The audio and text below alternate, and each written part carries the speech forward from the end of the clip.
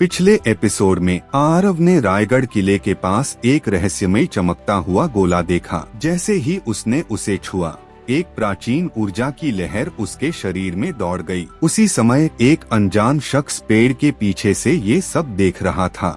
उसने ठान लिया वो ये शक्तियाँ हासिल करेगा, चाहे जबरदस्ती से या चालाकी से।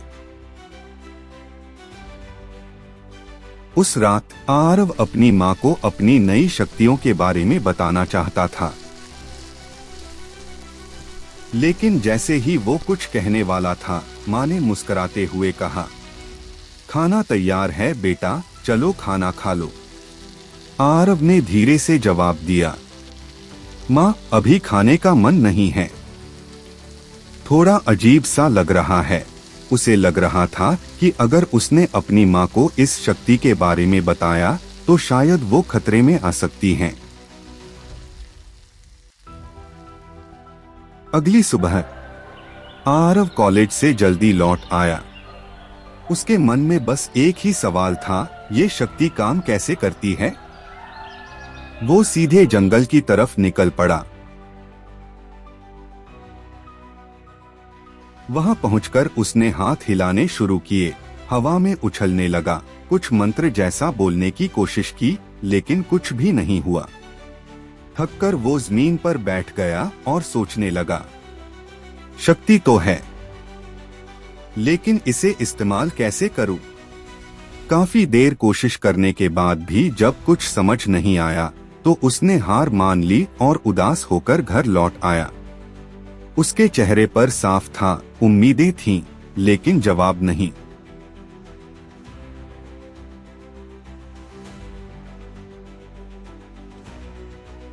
उस रात सोते हुए आरव को फिर वही सपना आया।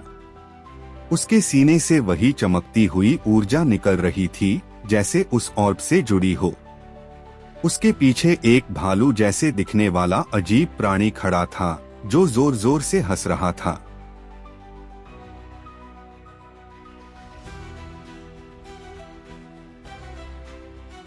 अचानक आरव की नींद खुल गई।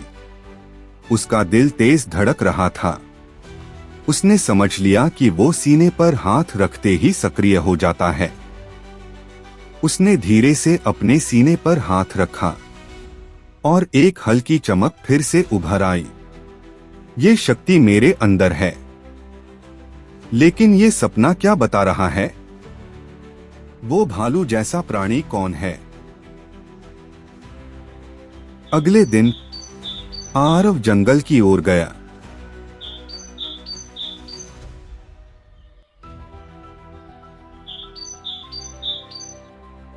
वहां पहुंचते ही उसने अपने सीने पर हाथ रखा और ऑर्ब फिर से चमकने लगा।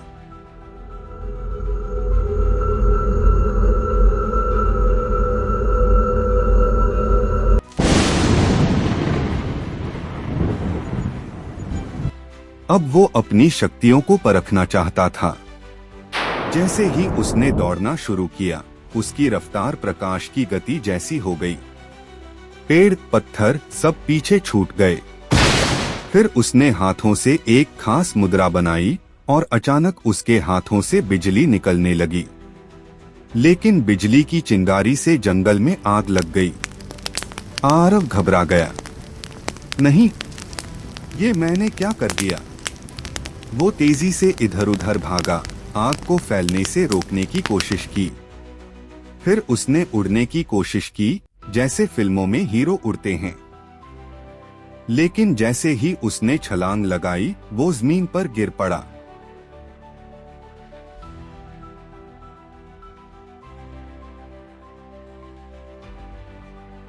उसने खुद से कहा, शायद उड़ने की शक्ति अभी नहीं मिली।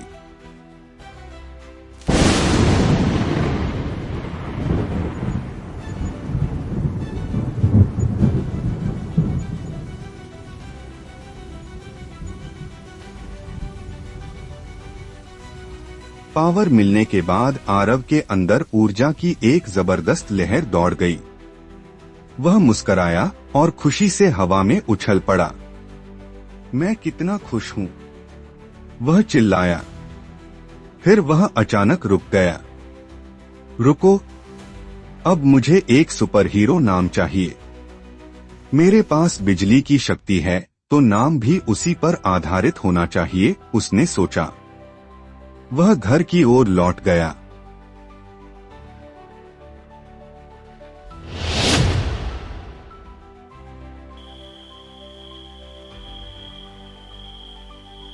फ्लैशबैक, प्राचीन काल, महाराष्ट्र का अंधश्रद्धा जंगल। बहुत समय पहले अंधश्रद्धा जंगल में एक लकड़हारा रहता था। उसका रोज का काम था जंगल में जाकर लकड़ी काटना और उसी से अपना जीवन चलाना। एक रात जब वो लकड़ी काटने जंगल गया, उसे पास से एक रहस्यमय आवाज सुनाई दी। वो आवाज के पीछे गया और देखा, एक बूढ़ा आदमी जंगल के अंदर जा रहा था। वो एक जगह बैठ गया। थोड़ी देर बाद एक युवा व्यक्ति उसकी ओर आया।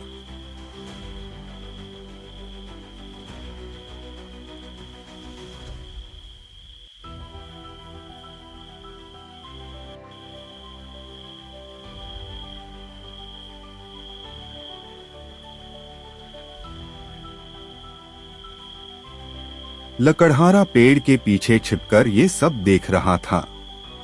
बूढ़े आदमी ने युवा से कहा, अपने हाथ आगे बढ़ाओ। एक चमकता हुआ और बूढ़े के हाथ में प्रकट हुआ। उसने कहा, ये जादुई ऑर्ब है। ये तुम्हें शक्तियां देगा और लगभग अमर बना देगा। इसमें बिजली की ताकत है। लकड़हारा ये सुनते ही लालच में आ गया।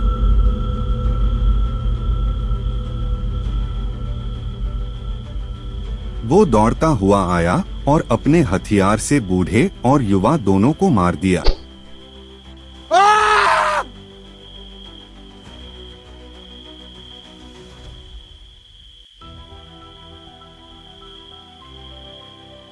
अब उसके पास था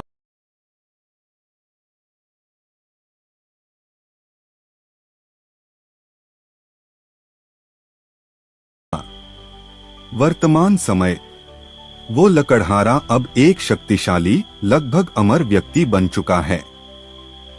उसने वर्षों तक ज्ञान और विज्ञान की पढ़ाई की और अब वो कहलाता है डॉक्टर विरोध। विरोध अपनी जादुई पोर्टल से आरव को देख रहा था। उसकी आंखों में जलन थी और मन में एक योजना बन रही थी। अब समय आ गया है। मैं उसके गांव जाऊंगा, उसने कहा, और उसे हमेशा के लिए रोक दूंगा।